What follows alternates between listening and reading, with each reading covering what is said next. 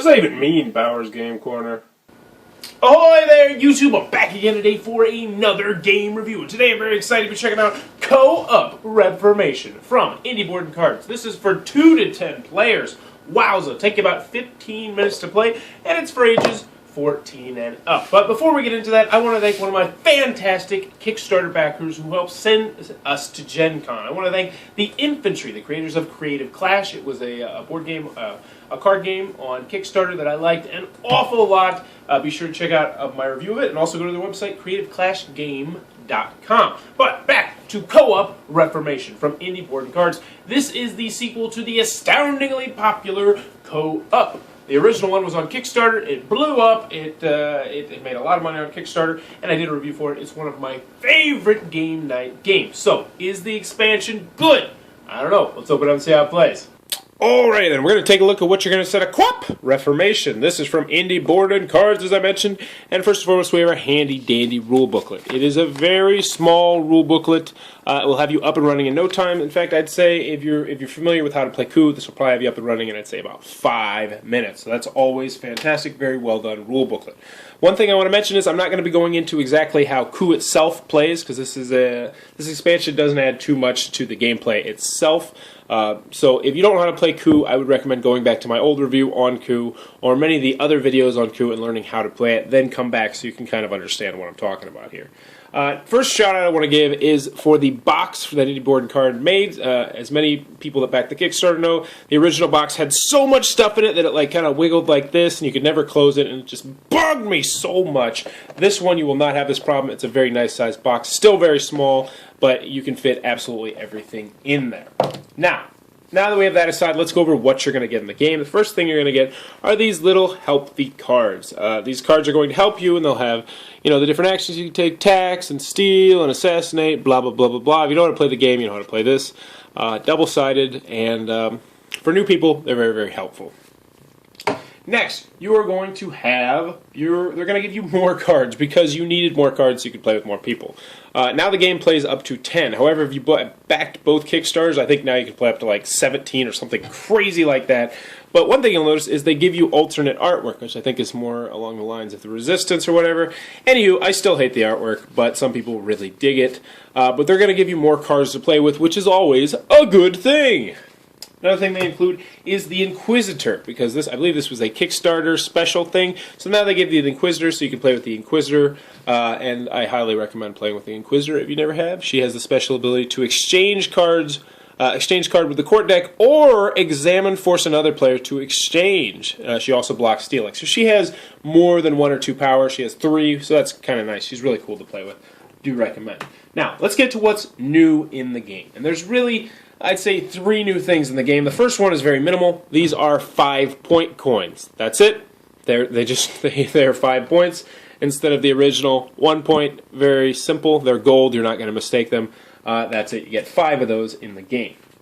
Next, you're going to have the Treasury Reserve, which is going to be a card you're going to have in the middle of the table. It's going to have coins on it, but we'll get more into this guy in a second, because the biggest thing in this game new is the team system. And when you start the game, everyone is going to be on a team. They're either going to be on the Loyalist, or flip it over, and they're going to be on the Reformist.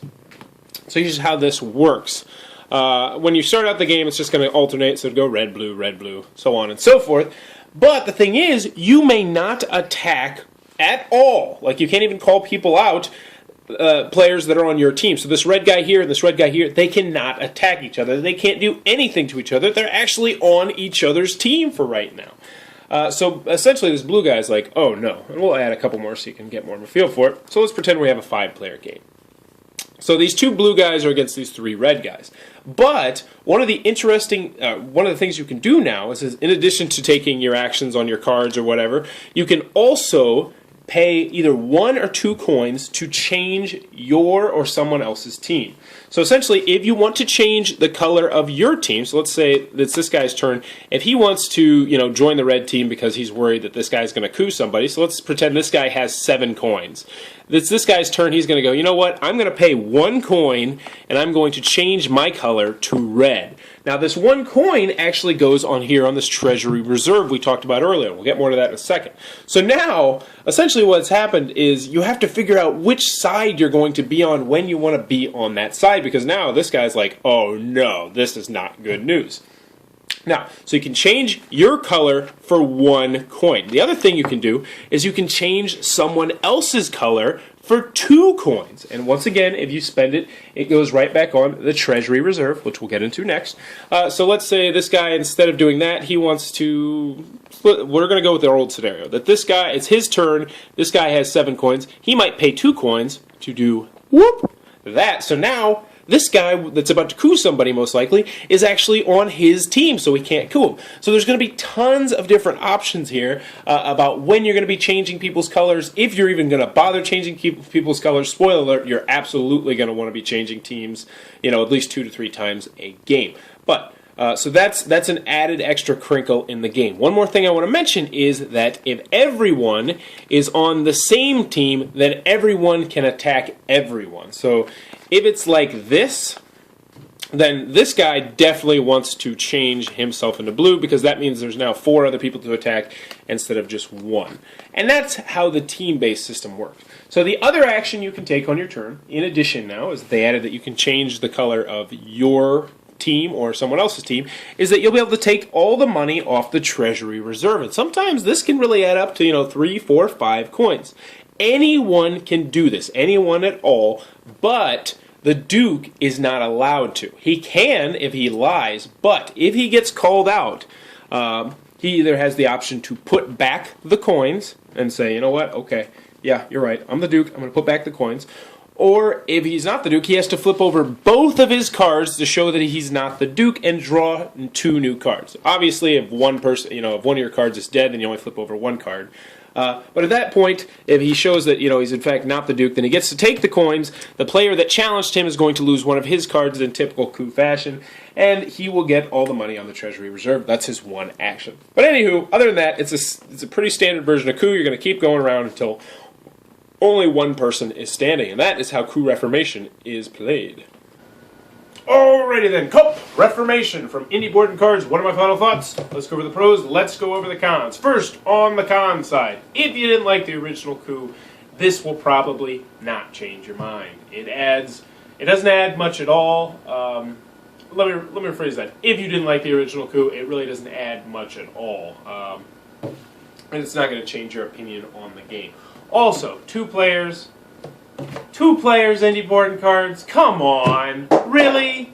2? I'd even go as far as say 3. No, naughty. Don't ever play this with 2 players. It stinks with 2 players. It's terrible with 2 players.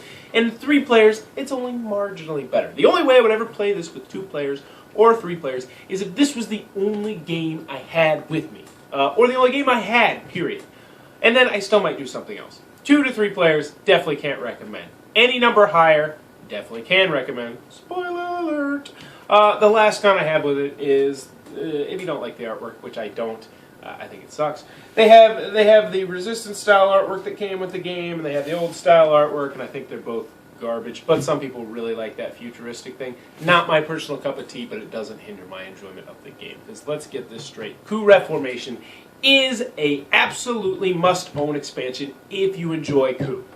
End of story. It is so good, and even though I say it adds so little, if you enjoy the game, it adds the perfect amount of tension and strategy.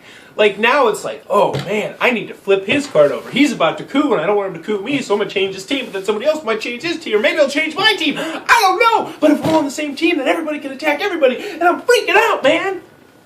I love it. I freaking love this game. Thank you so much, Indie Board and Cards, for reprinting this and then printing an expansion. I love it! So what I love about the expansion, it's still more Coup goodness. I actually think it adds a little bit more time to the game, but this is one of those rare games where I think it needs a little bit more time. Still definitely plays under 15 minutes for most game group sizes.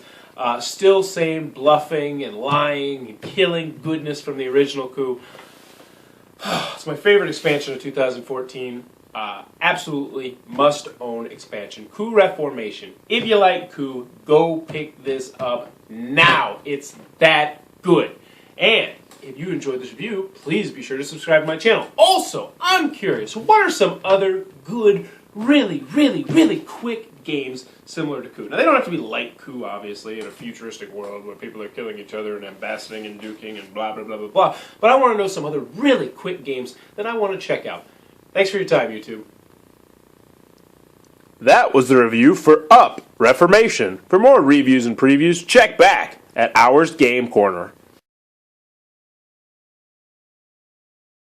Really, indie board and cards? Really? Look me in the eyes here. 2 players? 2 players?